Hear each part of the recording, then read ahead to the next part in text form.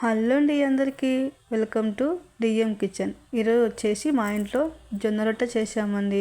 Rayalaseema special జొన్న రొట్టె. జొన్న రొట్టె అసలు చాలా అంటే చాలా బాగుంటుందండి. అసలు ఇందులో హెల్త్ పరంగా చాలా అంటే చాలా విటమిన్స్ ఉంటాయండి. మెయిన్ షుగర్ పేషెంట్లకైతే ఇంకా బాగుంటుంది. నేను వచ్చేసి జొన్న రొట్టెల కాంబినేషన్గా తలకాయ కర్రీ చేశానండి. అసలుకి తలకాయ కూర జొన్న రొట్టె ఎంత బాగుంటుందంటే అంత బాగుంటుందండి. అయినా కానీ జొన్న రొట్టె అంటేనే మనకు నాన్ వెజ్ అయితేనే జొన్న రొట్టెల కాంబినేషన్ చాలా అంటే చాలా బాగుంటుందండి.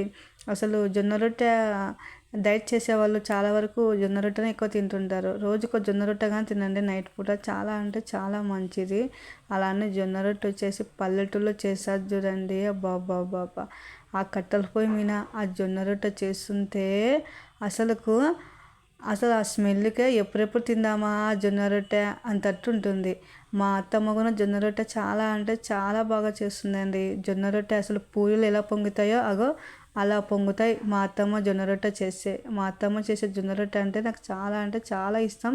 చాలా ఇష్టంగా తింటాను. నేను జొన్న రొట్టెల కాంబినేషన్గా తలకాయ కర్రీ చేశాను.